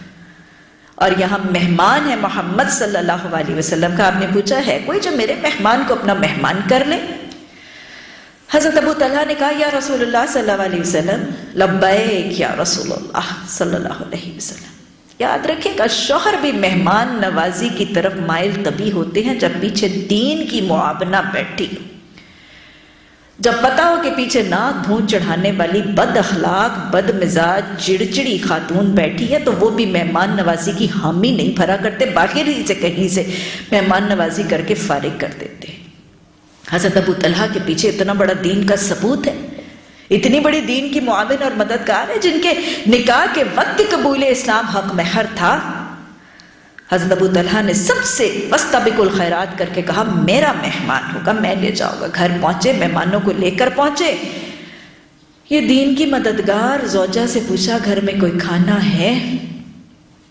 حضرت ام سلیم نے کہا کھانا تو ہے لیکن بس اتنا ہے. یہ نہیں پتا تھا مہمان آ گئے، شاید پتا ہوتا تو یہ بھی نہ بتاتی. کہا ہاں کھانا ہے بس اتنا ہے جو میرا اور تمہارے اور میرے اور بچوں کے لیے کافی ہوگا. حضرت ابو طلحہ نے فوراً بتایا کہ میرے ساتھ تو کچھ مہمان. فوراً کہنے لگی آج کی خاتون ہوتی، نہ کچھ کماتے ہو نہ کچھ لاتے ہو، 2 لقمے میرے لیے ہوتے ہیں وہ بھی میرے بچوں اور میرے منہ سے چھین لیتے ہو. میں آدھی رات کو کہاں اس وقت مہمان نوازیاں کروں گی؟ اس دور میں فریج بھی ہیں، فریزر بھی ہیں، پتا نہیں کیا کیا ریڈی ٹو کوک چیزیں بھی ہیں، پھر بھی مہمان نوازیوں میں سستیاں ہیں. یہ اصل میں کچھ بھی نہیں ہے، یہ دلوں کی تنگیاں ہیں. وَمَن يُوقَ شُحَّ نَفْسِهِ فَأُولَٰئِكَ هُمُ الْمُفْلِحُونَ. ان کے دلوں میں تنگیاں نہیں تھیں. کہنے لگی پریشان نہ ہو، یاد رکھیے گا بڑا اچھا سودا تھا، بڑا اچھا سودا تھا. ایک دن مہمان تو اللہ کی رحمت ہوتا ہے، کسی نے ایک دن آنا ہوتا، روز تو نہیں آنا ہوتا. اور وہ خوش قسمت ہے جن کے دروازوں پر یہ رحمتیں روز آتی ہیں. آج ہم نے مہمانوں کو زحمت بنا لیا، یہ تو رحمت الہی ہے، اپنا رزق لے کر آتے ہیں. اگر کوئی آنے والا مہمان ایک دن میرا کھانا کھا جائے گا اور میں کچھ کم کھا لوں گی لیکن میرا رب راضی ہو جائے گا، رحمت الہی میرے در پہ شامل ہو جائیں گی، مجھے بتائیں گھاٹے کا سودا نہیں۔ بیوی نے بڑے سکون سے کہا تم فکر نہ کرو، کوئی ایسی بات ہی نہیں، بچوں کو میں بہلا کے سلا دیتی ہوں، مطلب اب جو سارے ایشوز ہیں ان کو نپٹا رہی ہے، بچوں کو میں بہلا کے سلا دیتی ہوں، کھانا میں دسترخوان پہ چن دیتی ہوں، یعنی میری تو کوئی امپورٹنس ہی نہیں ہے نا، میری تو کوئی امپورٹنس ہی نہیں، میرے لیے تو اللہ کی، میرے لیے پیٹ کی بھوک، میرے لیے کھانے کا ذائقہ یہ امپورٹنٹ نہیں ہے، یہ ذکر میں تو قابل ذکر ہی نہیں ہوں، نہ میری زبان، نہ میرا کھانا، نہ میری حاجت، نہ میری خوشی، میری خوشی تو اس رب کی رضا ہے۔ بچوں کو میں بہلا کے سلا دوں گی، کھانا میں دسترخوان پہ چن دوں گی، تم اور مہمان دسترخوان پہ بیٹھنا اور دیکھو ایسے کرنا کہ جب مہمان کھانے لگے تو چراغ گل کر دینا تاکہ مہمان پیٹ بھر کے کھا لے، فکر کیا ہے، مہمان کھا لے، جس کو کھلانے سے میرا رب راضی وہ کھا لے۔ اتنا ایثار اور اتنا اخلاص تھا اور اتنا خلوص تھا، اللہ سبحانہ تعالیٰ کو یہ مہمان نوازی اتنی پسند آئی تھی کہ قرآن میں رہتی دنیا تک آیت نازل ہو گئی تھی، وَيُبْصِرُونَ عَلَىٰ أَنفُسِهِمْ وَلَوْ كَانَ بِهِمْ خَصَاصَةٌ، وہ تو لوگوں کو اپنی ذات پر ترجیح دیتے ہیں چاہے وہ خود بھوک کی حالت میں ہو۔ خود بھوکے سو گئے میاں بیوی، مہمان کھا کے سو گئے، رب بھی راضی، رب کے نبی صلی اللہ علیہ وسلم، یہ ہیں وہ صحابیہ، اتنے عمل، شکر کے، صبر کے، رب کی رضا کے، شوق کے، دین اسلام کی قدر دانی کے، اولادوں کو دین کی خدمت کے لیے پیش کرنے کے اتنے اتنے بڑے عمل کے مینار، یہ کہاں سے آئے تھے؟ کیا رویہ ہے؟ اس واقعے میں کوئی رویہ ضرور نظر آئے گا۔ کیا کرتی بھی نظر آتی ہے؟ دین کے بارے میں، دین کے مسائل، طہارت کے مسائل کو جاننے کا حرص اور شوق ہے، علم کے حصول کی طلب اور تڑپنا۔ کیا یعلمون والذین لا یعلمون یستوون ہے؟ نہیں، یہ یعلمون جو لوگ جانتے ہیں، جو صاحب علم ہیں، وہ لا علموں سے بہت زیادہ بہتر ہوا کرتے ہیں۔ یہ علم کا شوق نظر آ رہا ہے، علم کی تڑپ نظر آ رہی، علم کے اضافے اور اپنے عمل کی اصلاح کی فکر نظر آ رہی ہے۔ جہاں یہ طلب اور تڑپ ہوتی ہے وہاں علم کا اضافہ بھی ہوتا ہے، اور ایسا ایسا علم کا حریصی عامل بھی بنا کرتا ہے۔ اللہ علم کا حرص عطا فرماتا ہے۔ عمل کی توفیق انہی کو ہوتی ہے جن کے پاس علم ہے، اور علم انہی کے پاس پہنچتا ہے جہاں علم کا حرص اور ذوق و شوق، اللہ کے دونوں عطا فرماتے۔ اور پھر آپ دیکھیں کہ معاملہ کون سا پوچھے؟ طہارت کے معاملے میں سوال پوچھ رہی ہیں۔ الطہور شطر الایمان، طہارت تو نصف ایمان ہے، گویا جو طہارت کے معاملے میں حساسیت ہے یہ بھی عمل کی اصلاح کا ذریعہ بنتا ہے۔ آپ صلی اللہ علیہ وسلم سے صرف سوال ہی نہیں کریں، بڑی باریکی کے ساتھ، پیچیدگی کے ساتھ، باریک بینی کے ساتھ، فائنس ڈیٹیلز تک سوال کریں۔ یہی علم کا حرص اور شوق ہے جو عمل کا ذریعہ اور باعث اور بیس بھی بنا۔ پھر اس واقعے سے یہ بھی نظر آ رہا ہے کہ شرع کے معاملات میں کوئی شرم نہیں ہے۔ شرع کے معاملات میں شریعت کے احکامات کو جاننے، سیکھنے، سکھانے میں شرم کرنا یہ پسندیدہ نہیں ہے۔ صحابیات بالکل ذاتی معاملات، ازدواجی زندگی کے معاملات حضرت عائشہ بیان کرتی ہوئی نظر آتی ہیں، حضرت ام سلمہ، حضرت حفصہ بیان کرتی ہوئی نظر آتی ہیں، اور صحابیات رسول اللہ صلی اللہ علیہ وسلم سے اتنے ذاتی اور خواتین کے ذاتی معاملات کے مسائل کرتی ہوئی نظر آتی ہے۔ شرع کے معاملات میں شرم نہیں ہے۔ شرم کا معاملہ کر کے نہ پوچھنا، شرم اور حیا کا شکار ہو کے لا علمی کی حالت میں چلتے رہنا، یہ کیا ہوگا؟ یہ لا علمی عمل کی کوتاہی کا ذریعہ بن جائے گی، ناپاکی اور طہارت سے دوری کا ذریعہ بن جائے گا، اور اسی ناپاکی اور طہارت کے بغیر زندگی گزرتی رہے گی۔ تو لہٰذا ایسی علمی کمی کو دور کرنا لازم ہے۔ اور ویسے بھی یہ بات پلے سے باندھ دیجئے، چاہے کوئی شرم کا اور حیا کا معاملہ ہو یا وہ معاملہ نہ بھی ہو، علم کی کمی جہاں پر بھی ہے اس کو دور کرنا ضروری ہے۔ اگر علم کی کمی کا احساس ہو گیا اور سوال ذہن میں آ گیا تو اس سوال کو پوچھ کر علم کی کمی اور عمل کی اصلاح کر لینا بہت بہتر ہے، بنسبت اس بات کے کہ علم کی کمی کا اعتراف نہ کیا جائے، عمل کی کوتاہی کا اعتراف نہ کیا جائے، اس کو لوگوں سے سامنے ماننے سے شرم کی جائے، یا وہ مسئلہ ہی ایسا کہ اس کے پوچھنے میں حیا کی جائے۔ یہ رویہ درست نہیں ہے۔ اس کی بنسبت پوچھ کر علم کی کمی کو دور کر کے اپنی کوتاہی کی اصلاح کر لینا اور اپنی زندگی جو بقیہ ہے اس کو صحیح نہج پر گزارنا زیادہ بہتر ہے۔ آج حیا کا پیمانہ بدل چکا ہے۔ آج غسل، جنابت، پاکی، طہارت، ان طریقوں پر بس اوقات لوگ کھل کے بات کرتے ہوئے حیا اور شرم محسوس کرتے ہیں۔ میں نے اس سے بھی بات کی تھی اور میں پھر آج دہراؤں گی۔ آج زلفیں بکھیر کر اور سلیو لیس پہن کر سروں کو کھول کر پھرتے ہوئے تو حیا شرم آتی نہیں۔ بازاروں میں، گلیوں میں، کوچوں میں جا کے ننگے سر اور آدھے لباس اور چست لباسوں کے ساتھ پھرتے ہوئے جہاں شرم آنی چاہیے وہاں شرم آتی نہیں۔ جوان باپوں کو، جوان بھائیوں کو اپنی بیٹیوں کے ساتھ ناچ گانے کے پروگرام اور ٹی وی اور فلمیں دیکھتے ہوئے شرم آتی نہیں۔ ان شادیوں بیاہوں کے پروگرامز کے اوپر جو کچھ ہوتا ہے وہ دیکھتے اور وہ کرواتے اور وہ برپا کرتے ہوئے شرم آتی نہیں۔ شرم والی چیزوں پر شرم آتی نہیں، اور جن چیزوں پر شرم نہیں آنی ان پر شرم اور حیا کا معاملہ کیا جاتا۔ جن چیزوں پر حیا کرنی ضروری ہے اور جیسے شریعت میں حیا کرنی ضروری ہے وہ شریعت نے سکھا دی۔ جہاں جب جیسے جتنی حیا کرنی لازم ہے وہ شریعت نے فائنسٹ ڈیٹیلز اس کی بتاتی ہے۔ تو لہٰذا حضرت ام سلیم نے کھل کے سوال پوچھا، آپ نے پوری وضاحت سے اس کا جواب دیا۔ شرع کے معاملات میں شرم کر کے اپنی زندگی ناپاکی اور گندگی کی حالت میں گزارنا انتہائی ناپسندیدہ ہے۔ ایسی شرم کو ایک سائڈ پہ رکھ کر معاملات کا دریافت کر لینا بہترین رویہ ہے۔ اللہم اجعلنی من التوابین واجعلنی من المتطہرین۔ حضرت ام سلمہ نے شرم محسوس بھی کی، لیکن اس کے باوجود بھی حضرت ام سلمہ نے سوال بہر کیف کیا ضرور۔ باب نمبر 39، شرم کی بنا پر دوسروں کے ذریعے مسئلہ پوچھنا۔ مسئلہ کا شرم اتنی زیادہ ہوتی ہے کہ خود نہیں پوچھ پاتے تو بھی ایڈوائزبل کیا ہے، اگر کوئی چیز مسئلہ پوچھنے کی ضرورت ہے، کوئی ایسی حاجت ہے اور علمی کمی کا احساس ہو گیا ہے، اپنے عمل کی اصلاح کے بارے میں پتہ چل گیا کوتاہی ہو رہی ہے، تو اگر خود نہ پوچھ پائیں تو کسی اور سے پوچھوا لینا چاہیے، لیکن سوال کا جواب لے کر اپنے عمل کی اصلاح کرنا بہر کیف لازم ہے۔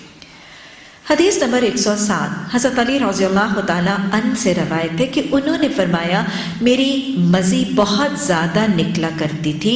میں نے حضرت مقداد رضی اللہ تعالیٰ عنہ سے کہا کہ وہ نبی صلی اللہ علیہ وسلم سے اس کا حکم پوچھے، چنانچہ انہوں نے دریافت کیا تو آپ نے فرمایا کہ مزی کے لیے وضو کر لینا چاہیے۔ حضرت علی کے حوالے سے ایک واقعہ ہے۔ حضرت علی رسول اللہ صلی اللہ علیہ وسلم سے ایک سوال اپنے بالکل ذاتی معاملات اور طہارت کے حوالے سے پوچھنا چاہتے تھے، لیکن اس کے پوچھنے میں حیا جو ہے وہ آڑے آ رہی تھی۔ ظاہر ہے آپ صلی اللہ علیہ وسلم حضرت علی کے لیے بڑے بھائی کی اور ایسے جیسے باپ کی حیثیت رکھتے ہیں، اور صرف بڑے بھائی اور باپ کی نہیں، اب اس کے اوپر کیا ہے، اس کے اوپر اب سسر بھی ہیں، تو لہٰذا ایک حیا کا سا معاملہ آیا۔ لیکن اور حیا بنیادی طور پہ وہ رطوبت کے حوالے سے، یا رطوبتیں جو خارج ہوتی ہیں بنیادی طور پر دو قسموں کی، مزی اور منی۔ منی جو ہے یہ وہ رطوبت یا وہ پانی کا خارج ہونا ہے جو جمع کے تکمیل یا اختتام پر خارج ہوتا ہے، اور جو جمع کے علاوہ رطوبت یا پانی خارج ہوتا ہے وہ منی نہیں، وہ مزی ہے۔ حضرت علی نے یہ دوسری قسم کی رطوبت کے خارج ہونے میں مبتلا تھے، اور ان کو اپنی پاکی اور طہارت کے معاملے میں فکر لاحق ہوئی، کیونکہ ہم جانتے ہیں کہ جسم کے جس حصے میں سے اگر کوئی چیز خارج ہوتی ہے تو اس سے وضو ٹوٹ جاتا ہے۔ تو اس خروج کی بنیاد پر ان کو اپنے وضو اور اپنے نماز کی کمی، کیونکہ آپ کو پتہ ہے کہ جب تک وضو نہیں ہے تب تک نماز نہیں ہے، اور اگر کوئی چیز خارج ہو گئی تو وضو بھی نہیں۔ تو بہرحال انہوں نے شرم محسوس کی، اور شرم کی بنیاد پر وہ خود ڈائریکٹلی تو نہیں پوچھ سکے، لیکن نہ پوچھنے اور اپنی علمی کمی کو جاری نہیں رہنے دی۔ کوئی نہ کوئی طریقہ، کوئی نہ کوئی وسیلہ اور ذریعہ یا سبب کریٹ ضرور کر لیا اس علمی کمی کو دور کر کے اپنے عمل کی اصلاح کرنے کا. اور یہی وجہ ہے جس کے لیے اس حدیث کو اس باب میں رکھا گیا. آپ نے حضرت مقداد کے ذریعے وہ سوال کروایا، اور آپ صلی اللہ علیہ وسلم نے جب یہ سوال کیا گیا تو آپ نے کھول کر اس کے حوالے سے بتا دیا کہ اس قسم کے رطوبت کے خروج کے لیے تازہ وضو لازم ہے. کچھ روایات میں ہمیں حدیث میں پتہ چلتا ہے کہ وہ شخص اپنے عضو خاص کو دھو بھی لے اور اس کے بعد تازہ وضو بھی کر لے. گویا یہ بات سمجھ میں آتی ہے کہ جہاں دین کے معاملات میں آسانی ہو وہاں آپ صلی اللہ علیہ وسلم نے جہاں نرمی ہے، سہولت ہے، آسانی ہے، لچک ہے، آپ نے بے جا کا تشدد نہیں کیا. اور ہمارا دین آسان اور سہل دین ہے.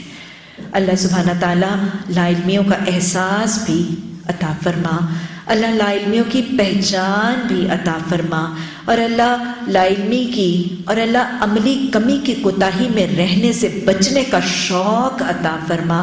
اللہ بہترین طریقوں کے ساتھ جوڑ کر ہمارے علم میں اضافہ فرما، عمل میں اصلاح ہم سب کے لیے آسان بنا دے تاکہ گناہ کی زندگی میں رہنے سے بچنے والے خوش نصیب بن جائیں. حدیث نمبر 108، باب نمبر 40، مسجد میں علم کی باتیں کرنا اور فتویٰ دینا. حدیث نمبر 108، حضرت عبداللہ بن عمر رضی اللہ تعالیٰ عنہ سے روایت ہے کہ ایک شخص مسجد میں کھڑا ہوا اور کہنے لگا، یا رسول اللہ صلی اللہ علیہ وسلم، آپ ہمیں احرام باندھنے کا کس مقام سے حکم دیتے ہیں؟ آپ نے فرمایا، اہل مدینہ ذوالحلیفہ سے، شام کے لوگ جفہ سے، اور نجد کے باشندے قرن سے احرام باندھیں گے. حضرت ابن عمر رضی اللہ تعالیٰ عنہ نے فرمایا کہ لوگ کہتے ہیں کہ آپ صلی اللہ علیہ وسلم نے یہ بھی فرمایا کہ یمن والے یلملم سے احرام باندھیں گے، لیکن مجھے رسول اللہ صلی اللہ علیہ وسلم کی یہ بات یاد نہیں. گویا حضرت عبداللہ بن عمر کے حوالے سے یہ حدیث ہے. مدینہ کا دور اور ایک واقعہ ہے. حضرت عبداللہ بن عمر فرماتے ہیں کہ مسجد نبوی میں ایک شخص رسول اللہ صلی اللہ علیہ وسلم کی اس محفل میں حاضر ہوا اور اس نے کھڑا ہو کے آپ صلی اللہ علیہ وسلم سے ایک سوال پوچھا. گویا پہلی بات نظر آ رہی ہے کہ آپ صلی اللہ علیہ وسلم کی محفل میں سوال کثرت سے ہوتے تھے، ان کو روکا ٹوکا نہیں جاتا تھا. کھڑے ہو کر سوال کیا جا سکتا ہے. جس سے سوال ہوا ہے، سوالی اگر کھڑا ہے تو بیٹھنے والے جواب دینے والے کو اس کے مقابلے میں کھڑا ہونا ضروری نہیں ہے. جواب دینے والا بیٹھ کے جواب دے سکتا ہے. ایک اور بات اور اہمیت پتہ چلتی ہے کہ وہ شخص جس نے کھڑے ہو کر سوال کیا اس نے پورے اجتماع میں اور پورے کراؤڈ کے سامنے سوال کیا. گویا اجتماعیت میں کیے جانے والے سوال اور جواب کی نشستیں سب کے لیے بہت مفید ہوتی ہیں. اجتماعیت میں جب سوال کیا جاتا ہے، ایک محفل میں جب بآواز بلند سوال کیا جائے اور بآواز بلند اس کا جواب دیا جائے تو سب اس جواب سے فیضیاب بھی ہوتے ہیں. ایک کے علم میں نہیں، بہت سے لوگوں کے علم میں اضافہ بھی ہوتا ہے، بہت سے لوگوں کے عمل میں اصلاح بھی ہوتی ہے. تو گویا اجتماعی سوال اور جواب کی نشستیں تعلیم کے نشستوں کا حصہ ہونا لازم اور پسندیدہ ہے. ایک اور بات سمجھ میں آ رہی ہے کہ مسجد نبوی میں تعلیم، تبلیغ اور تدریس کا سلسلہ کثرت سے مختلف موقعوں پر نظر آتا ہے. گویا مسجد میں تعلیم، تبلیغ، تدریس، فتوے، سوال جواب، دینی معاملات میں مباحثہ کیا جا سکتا ہے. بلکہ مسجدوں کو دین کی تعلیم اور دین کی تبلیغ کا محور، مرکز اور سینٹر ہونا لازم ہے. اور اس بات پر میں پہلے بہت وضاحت سے بات کر چکی ہوں. مساجد میں دین کے سوالوں اور فتاوی کے جواب دیے جا سکتے ہیں. تو لہٰذا آپ صلی اللہ علیہ وسلم سے جب یہ میقات کے حوالے سے سوال کیا گیا، میں پھر دوہرا رہی ہوں، میقات اس حد کو کہتے ہیں جس پہ گزرنے سے پہلے ایک حاجی یا عمرے کی نیت سے سفر کرنے والے کو احرام کی حالت میں ہونا ضروری ہے۔ تو گویا اس شخص نے آپ صلی اللہ علیہ وسلم سے یہی سوال پوچھا کہ کس حد کے بیونڈ ایک احرام والے، ایک حج اور عمرے کی نیت کرنے والے کو احرام پہننا ضروری ہے۔ آپ صلی اللہ علیہ وسلم نے سوال کے جواب پوری وضاحت سے دیا، پوری وضاحت کے ساتھ سوال کا جواب دیا، اور جتنا علم آپ کے پاس تھا آپ نے وہ سارے کا سارا وضاحت سے اس شخص تک پہنچا دیا۔ گویا یہ رویہ آج آپ ایک بار نہیں بار بار ہم کتاب العلم میں دیکھتے رہے کہ آپ بحیثیت معلم سوالوں کو پسند فرماتے تھے، سوال کرنے والوں کو انکریج کرتے تھے، ان کو ڈسکریج نہیں کیا جاتا تھا، روکا نہیں جاتا تھا، منع نہیں کیا جاتا تھا، ڈانٹ ڈپٹ نہیں کی جاتی تھی، سختی نہیں کی جاتی تھی، بلکہ سوالوں کو انکریج کیا جاتا تھا۔ تو یاد رکھیے گا بحیثیت قرآن کے معلم سوالوں کو کبھی ناپسند مت کیجیے۔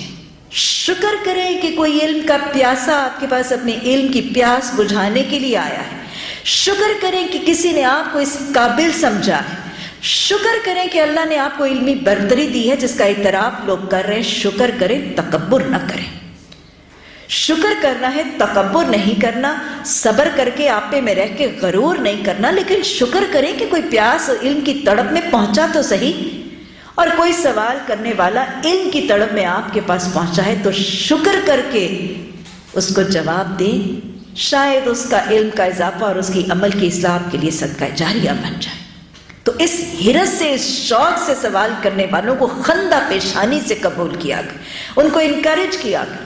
اور جب آپ سے آئندہ کبھی کوئی سوال پوچھے اس معاملے کا جس کا علم آپ کے پاس ہے تو بخل نہ کریں، سستی نہ کریں، کاہلی نہ کریں، کیلو کال نہ کریں، لٹک مٹک نہ کریں، ٹال مٹول نہ کریں، پوسٹ پون نہ کریں، بلکہ خوش دلی کے ساتھ اس کو اپنی صدقہ جاریہ بنانے کی نیت اور خواہش اور دعا کے ساتھ جتنا علم ہے اس کو وہاں تک پہنچا دیجیے۔ اور سوال کے جواب میں اپنے علم کی استطاعت کے مطابق وضاحت کا انداز ایسا ہونا چاہیے کہ اگلے کو مسئلہ سمجھ میں آ جائے۔ سوال کرنے والے کو سے کنی کترانا، ان سے جان چھڑانا، ان کو پورا سا جواب دے کے ان کو اپنے پلے سے اتارنا، یہ اچھے صاحب علم کا طریقہ وتیرہ نہیں ہے، اور نہ ہی ہمارے رسول صلی اللہ علیہ وسلم کی سنت ہے۔ میں پھر دوہرا رہی ہوں یہ جملہ، شاید کہ یہ جملہ ہی ہماری اعلیٰ ظرفی کا ذریعہ بن جائے۔ اگر کوئی پوچھنے والا کچھ آپ سے پوچھ ہی لے تو اس کو اس حرص اور خواہش سے جواب دیں کہ یہ علم جو آپ سے اس تک منتقل ہوگا وہ شاید آپ کے لیے آخرت کی نجات کا ذریعہ بن جائے گا۔ دہرا لیجیے اس حدیث کو۔ ایک شخص قیامت کے دن اس کے اعمال تولے جائیں گے، اس کا نیکیوں کا پلڑا بہت ہلکا اور اس کے گناہوں کا پلڑا بہت بھاری اور جھکا ہوا ہوگا، اور وہ ڈر رہا ہوگا کہ اب مارا گیا، کہ یکا یک اللہ کے حکم سے فرشتے ایک بادل کی سی چیز لا کے اس کے نیکیوں کے پلڑے میں ڈالیں گے۔ سمجھ میں آیا؟ ایک شخص ہے، اعمال تلے ہیں، نیکیاں تھوڑی ہیں، گناہ بہت کثیر ہے، نیکیوں کا پلڑا ہلکا ہے، گناہوں کا پلڑا بھاری، بوجھل جھکا ہوا ہے، وہ ڈر رہا ہے کہ اب مشکل معاملہ ہوگا، کہ اللہ سبحانہ تعالیٰ کے حکم سے ایک دم سے فرشتے ایک بدلی کسی چیز، ایک کچھ بدلی نما چیز لا کے اس کے نیکیوں کے پلڑے میں ڈالیں گے، جس کے ساتھ اس کے نیکیوں کا پلڑا جھک جائے گا، بہت زیادہ بھاری ہو جائے گا۔ وہ ایک دم سے اللہ سبحانہ تعالیٰ سے پوچھے گا، یا اللہ یہ میرا کون سا عمل ہے، میں اسے نہیں پہچانتا۔ تو اللہ سبحانہ تعالیٰ اسے مخاطب ہو کر فرمائیں گے، یہ تیرا وہ علم ہے جو تو اپنی زندگی میں لوگوں تک پہنچاتا تھا۔ کبھی پوچھنے والا اگر آپ کی علمی برتری کا اعتراف کر کے آپ کے پاس آ ہی گیا تو سوالی کے ساتھ، خندہ پیشانی کے ساتھ، حسن اخلاق کے ساتھ، حسن سلوک، حسن معاملات کے ساتھ، بڑی فہم، فراست، تفکر اور حرص اس کو اپنے صدقہ جاریہ بنانے کی نیت سے اس کے سوال کا جواب پوری وضاحت سے دیں جتنی آپ کی استطاعت، اور پوری صداقت اور امانت کے ساتھ دیں، کیونکہ علم کی امانت بہت بڑی امانت ہے جو اللہ مجھے اور آپ کو سونپتا ہے۔ اللہ اس امانت میں امانت کا حق ادا کرنے اور خیانت کے ارتکاب سے بچنے کی توفیق عطا فرما۔ آپ صلی اللہ علیہ وسلم کے یہ الفاظ خاک آلود ہو، یہ آپ کو کل ہی ہم نے بات کی تھی کہ مسلمان کا مسلمان کو گالی دینا، سبا و شتما، یہ فسق ہے۔ یہ آپ صلی اللہ علیہ وسلم کے وہ الفاظ ہیں جو آپ نے کسی کی ناپسندیدگی کے اظہار کے لیے جب میکسیمم آپ نے کچھ کہنا ہوتا تھا تو خاک آلود ہوں کے الفاظ آپ صلی اللہ علیہ وسلم فرمایا کرتے تھے۔ اللہ ہمیں ضبط لسان اور ضبط نفس کی بھی بہترین توفیق عطا فرمائے۔ حدیث نمبر 109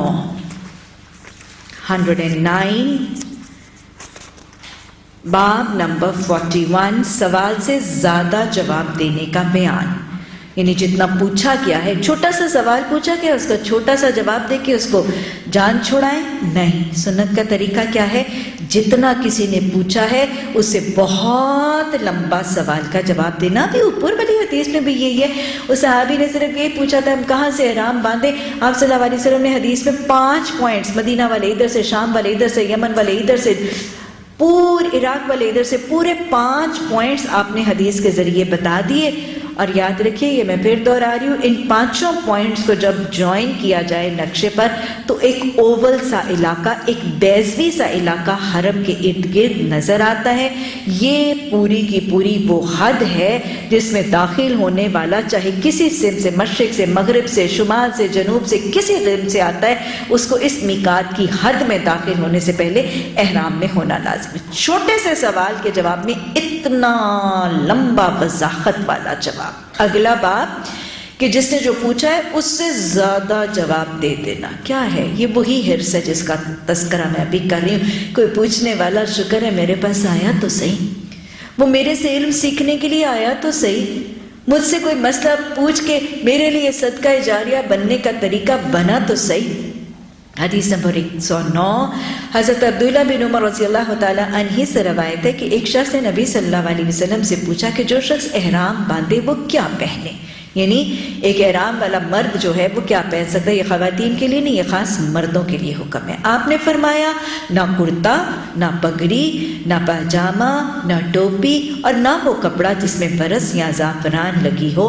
آپ صلی اللہ علیہ وسلم ویسے بھی مردوں کے لیے سفید کپڑوں اور لباس کو پسند فرماتے تھے، اور آپ صلی اللہ علیہ وسلم بھی اپنے لیے سفید ہی کپڑے کو پہننے کی سنت قائم فرماتے تھے۔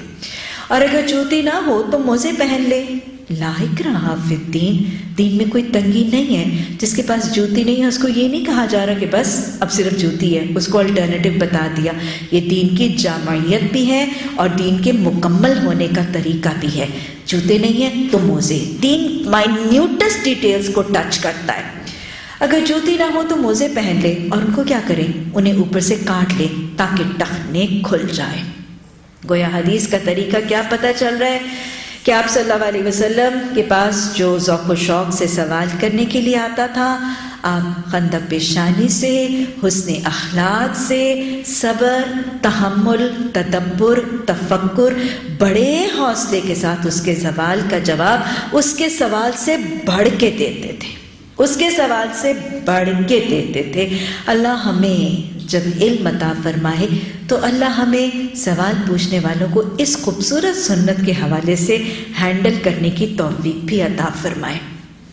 اللہ دل کی تنگی سے، سستی، کاہلی سے بچنے، امانت میں خیانت سے بچنے، اور اللہ صداقت اپنانے اور اللہ قذب اور تکذیب سے بچنے کی توفیق عطا فرمائے۔ الحمدللہ ثم الحمدللہ، کتاب العلم کی تکمیل۔